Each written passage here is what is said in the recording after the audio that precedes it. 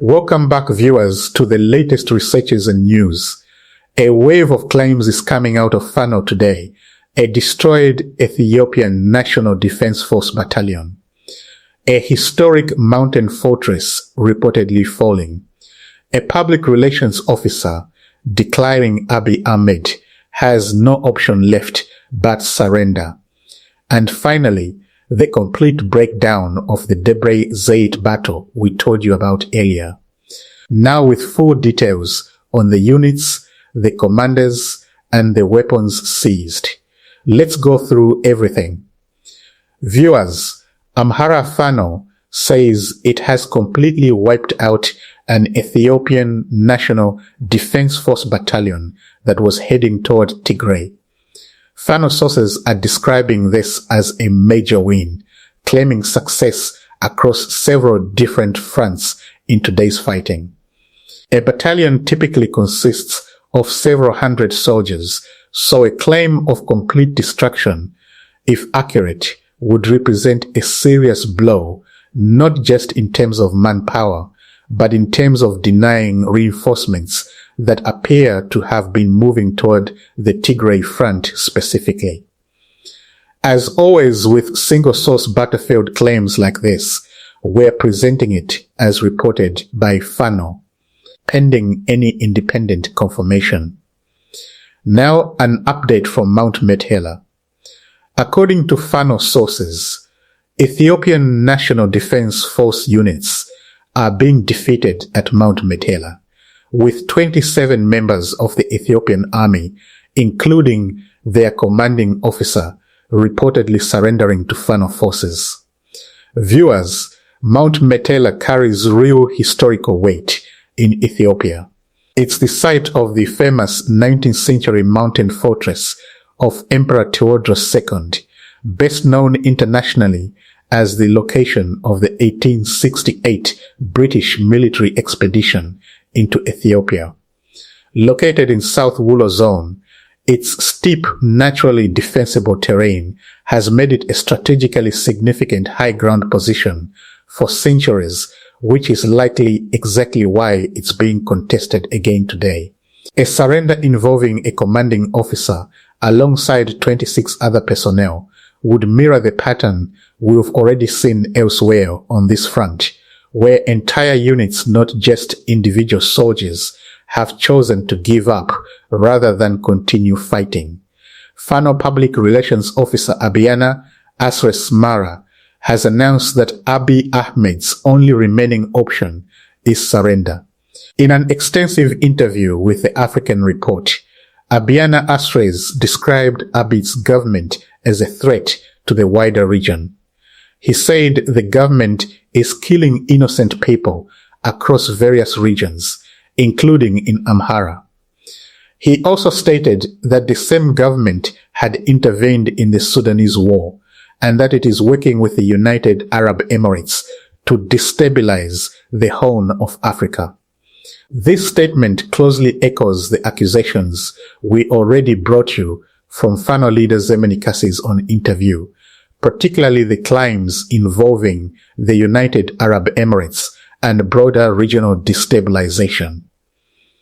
Hearing a similar message repeated by Fano's public relations officer through a different and internationally recognized outlet suggests this is now a consistent, coordinated messaging line coming out of Fano's leadership rather than a one-off comment from a single individual. As with Kassi's claims about the Way and Sudan, these remain serious and verified accusations that would require independent confirmation. As we told you in a previous video, Amhara Fano had captured Debra Zade. Now we have the complete details on exactly how that happened. Fano forces carried out a major offensive against Ethiopian National Defense Force troops entrenched in Debra Zade Kebele, in Sinan Woreda near Debre Marcos in East Gojam Zone.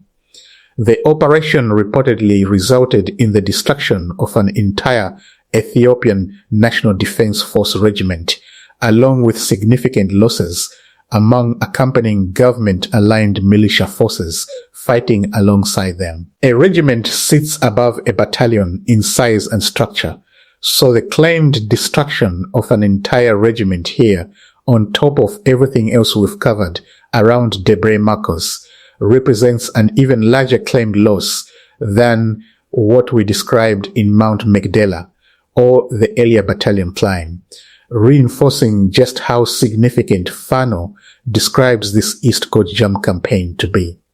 The offensive was carried out by the Negus Deke Haymanot Battalion, the Sinan Abajime Battalion, and reconnaissance and engineering units from Fano's 14th Division.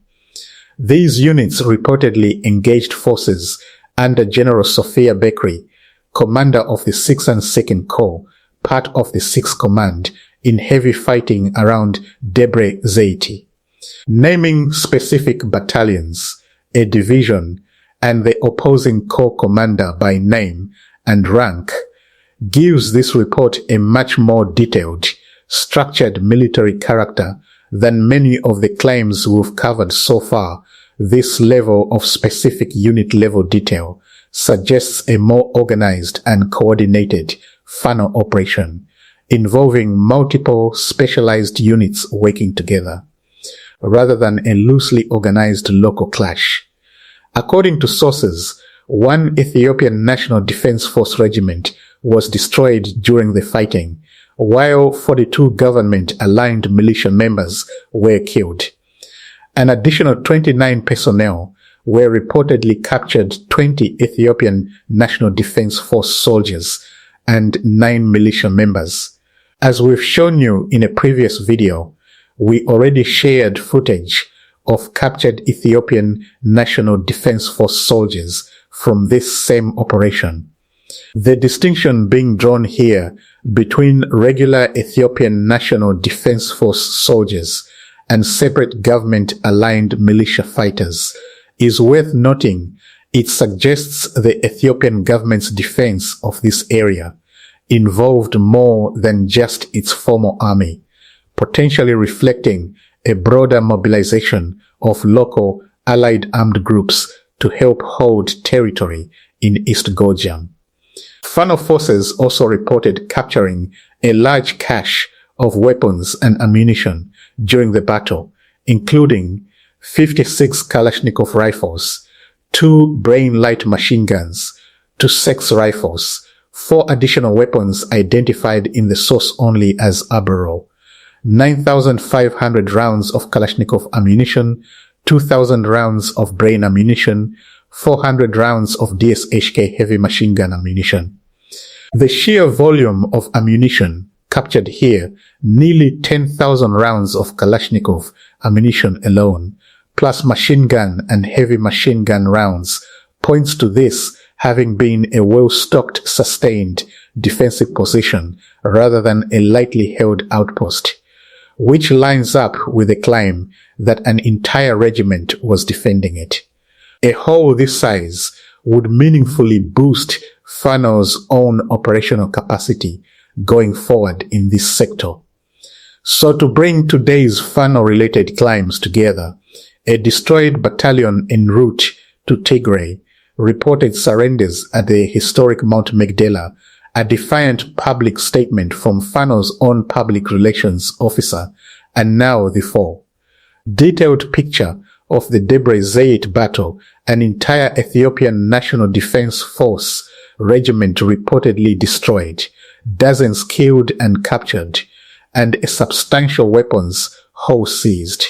As always, these are Fano's own reported claims, and we'll continue watching for any independent confirmation as this story develops. Subscribe to our channel and hit the bell icon so you don't miss the next update.